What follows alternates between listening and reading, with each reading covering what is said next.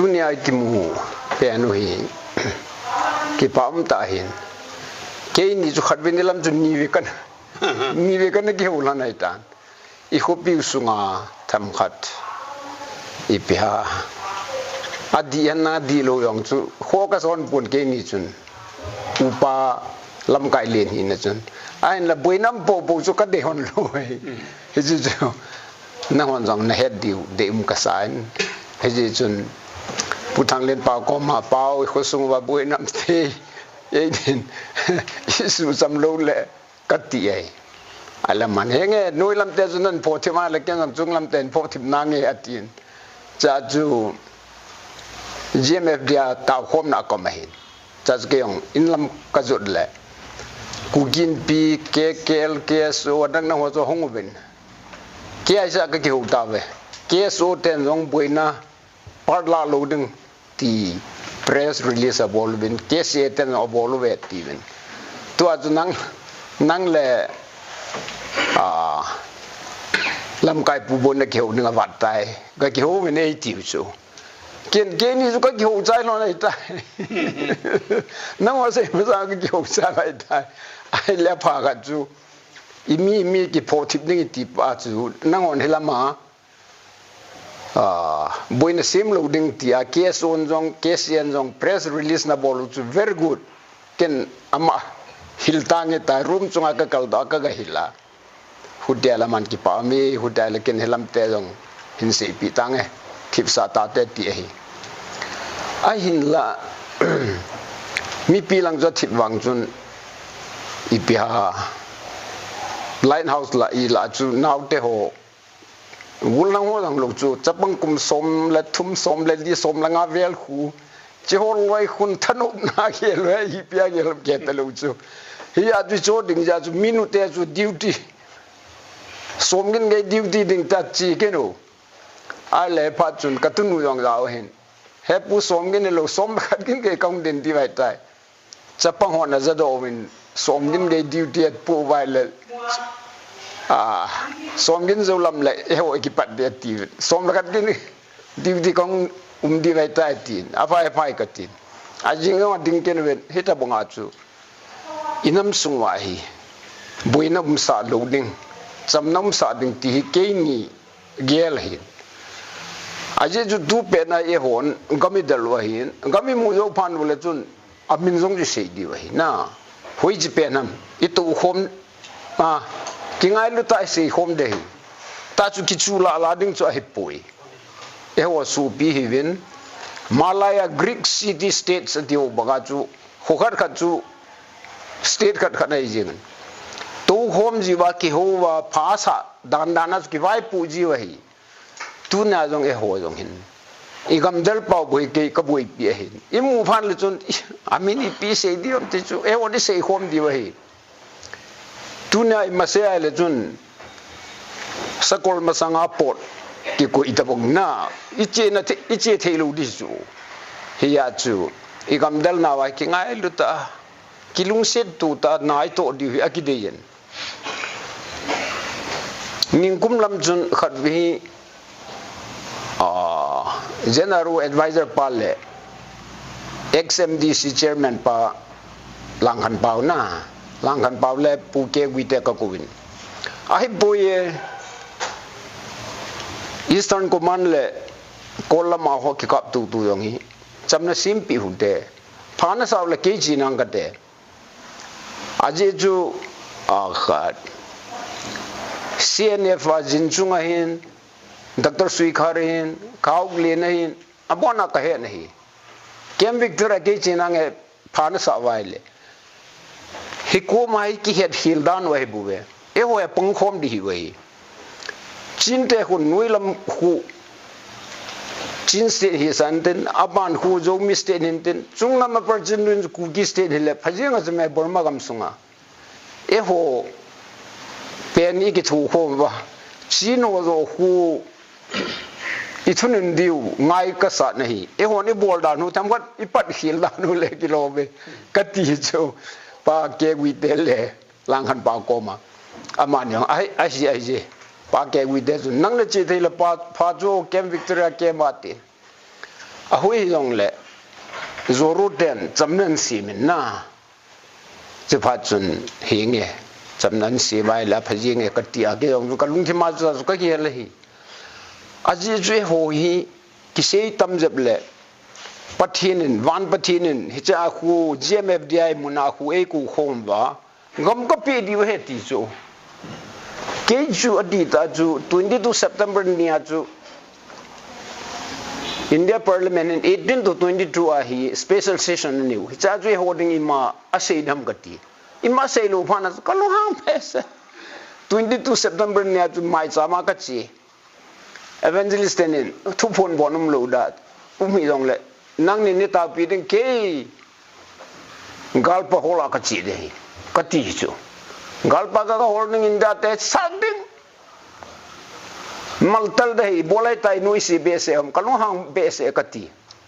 ale pat pagai pathin thu phon hung pai chu kalung nan na zo het banga chu hia pathin in pathin lang de se chu nagal bon he ku me front line no hilai hi nang dinga na politics bon ne hilai hi nang o gam thung ju ne zakha nei kin len ta ka pe de ti chu chu phana chu ki chi thei de lo pathin in e ho pi ya chu September 23 apana chu cha taw na ka man chu September October November December January February 5th nia hi min taw khom na ki ne ho hin ko do ta chu ka mi pa hin so lo ne ti ka chi a kai le ka gal zo na khuna ka koi tai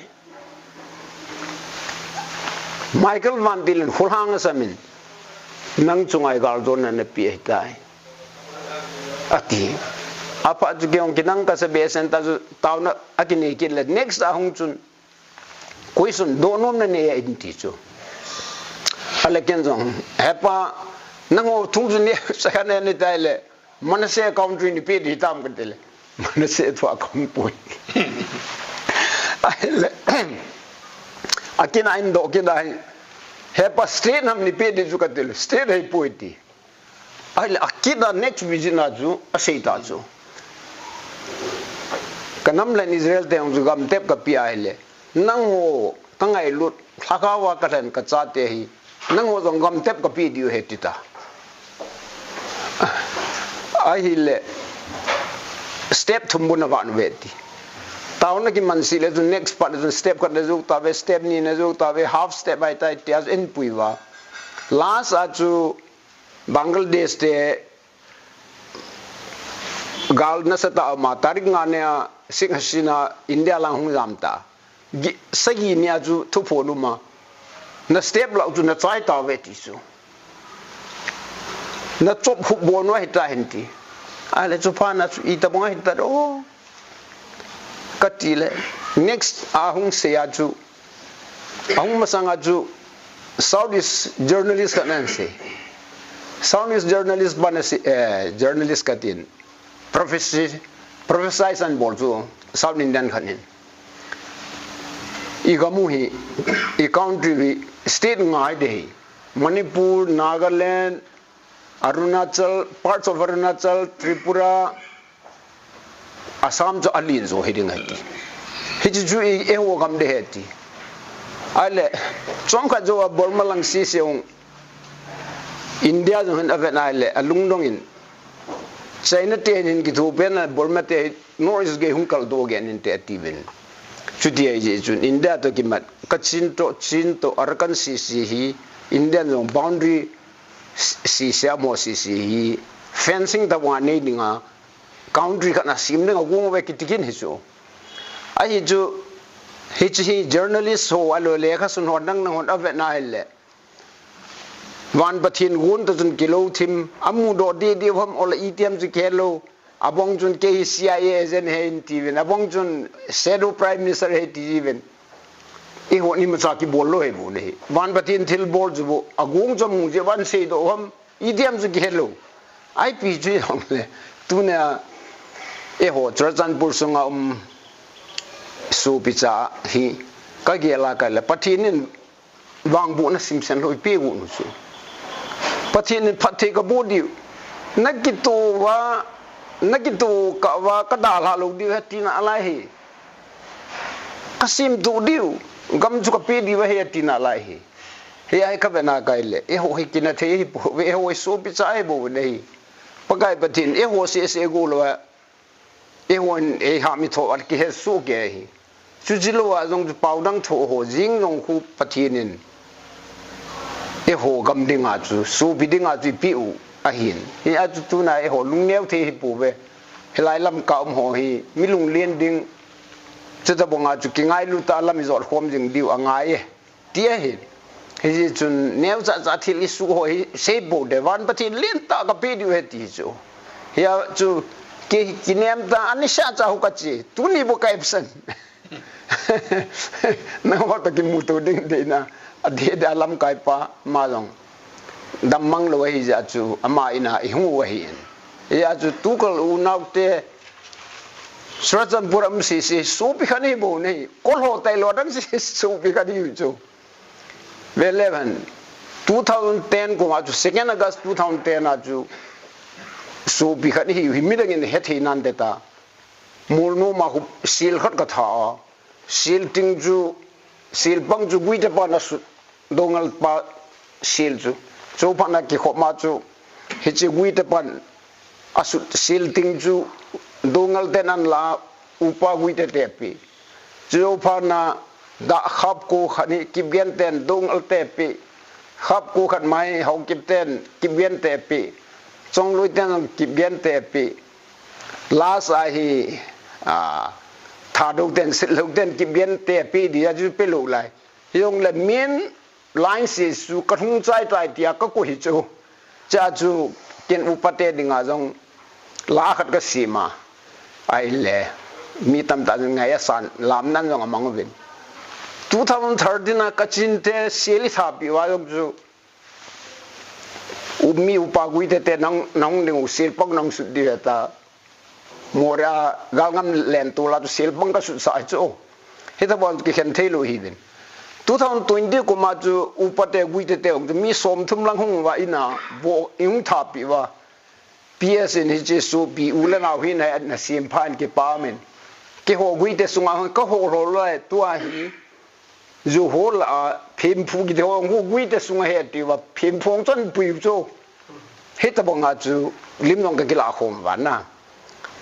katina chu e ho he ko ma chu chan pur taw na mo a ki khen the kha cha im po ve I bol kielo mai long I ke ngai dam ding I ke tha pat ding ki lung set ta panela di bai ti ka sei nom ja chu le lam kai pa da mo thi me ti iza jing wen ta sa tang ki mu kha ha ka mit ta hung mu ka ta ka hung ai ka ki pai chan chu ken ka sei nom phon hi hen bu la on pan le tu tungai boy na pen ho a hon chin Marin Pui General Secretary Richard Dalton Pui le dân hàng lắm cả tuổi lại lý liên ngã để tông cái boy chú anh boy này tăng màu ở giống Maro Brace Brantier Commandant Papa Pain chân cái bên chú tôi này ta cái cha bây giờ qua man communal lại lạc lộ đời hi bạch video clip cái này tại chỗ anh là cái dòng ai lúng nó phải cái gì đấy ý cha à thằng ông cái bận mà à thằng ông cái bận chẳng à hi thấy đàn ai không mà hi khát về lỗ mình ai là có bà ta cái chỗ district administrator DC pa he no SP po he no Brigadier 27 sector paten ha taka lang marin pui lama zomi council lama ye lama che tai mo ama palang na je ka tu ni hi chang tung thei hi zong ka thei a ama ke long ki pa thu ka ge nai a wa kom kala mal tuai lai te to buai yong ki sa kom kala laltan pui le dân hàng lam ka te laltan pui zong dân hàng lam ka tuổi lại te zong dân hàng lam ka ai manina dân hàng lắm cả VAT mà cái na in su bộ ba đàn không kiểu henจะกินอันเจ้าจุเอาตรงเกี่ยวโจตาไอ้จะกับบ่อยน้องผมเบลมาไอ้เล่ว่ากรมกาลากันไอ้เด็กจังบางอาตัวหลายแต่บางอาจังว่ามาเลยจะหางลำกามาจิเลงบุรักตันปุยเตโตบ่อยอายุยามิจิเลปุเบสเกียงอากันเกินจูก็เกี่ยววังบางเลยตัวตุงบ่อยน่าเป็นอามาเทสุตัวมันก็อิตาลีฮิตเตบ่อยน่าเป็นหงมดานเป็นนูลัสมินเซนกิโลเลถ้าเราสปีกินตัวอะไรตั้มบิดองเกลมอกินตัวบางลำจูตัวอะไรเต็นงกิคอนโทรลอยู่ตัวบางลำองไปตัวเต็มไอ้เราเลยลำกาหัวลำองไปแต่อีจีเจ้าตัวบางลำเต็นในเห็นว่าจะกินนะ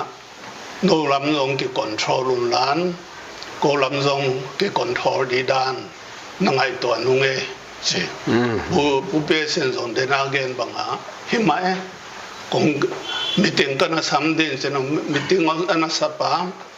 เกสเอาเต็นทุสบอลเกสีเต็นทุปวนองบอลมาวันเลยเทมข้าองไปตัวมันก็เดียวตัวก็เกนเราไปเลยไอ้ยัยตะกางอามาเลยอาโซมิจิเทียมดานาบัวนะคอมมิวนิสต์เชลาองไปคมกาลาอาทารุกัมปาวสังเตเป็นตัวตัวบวงมิดีนับเป็นไม่ว่าตัวบวกตรงที่บังอินจินไม่จงที่ฟิราบเก่งมั้งว่าจะกับผู้เป็นสตอก็กินนักหัวมาตัวเห็นไว้บ้านะตัวลายเตหินักว่าเป็นเก่งก็เก่งนับเห็นเลยบางอย่างจีเลยฮิตกาอีบัวนับเป็นบางบัวแต่เลยWhatsApp group เตะเฮียนหลัง WhatsApp channel เตะเฮียนหลังก็ซิมเลยกูกี้โซมีจ้าอีบัวน้องผมโซมีเฟรกเปิดดงซะมั้งจีดานะอีบัวน่าเป็นอะตอมนะเฮ้ผู้เป็นสตอกี้หัวโลเทโลยายเป็นนักกิสุงมันโลเลยกิสุงไม่โลเลยเทโลไอ้สิโอเลย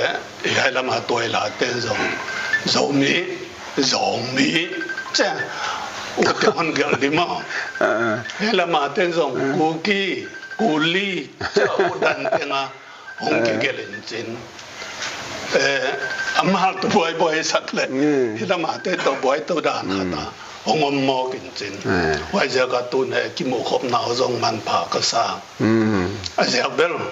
ไอ้ปอลเป็นอีกำเดียวอัตมินเงินไม่เล่น political autonomy จูมั่ง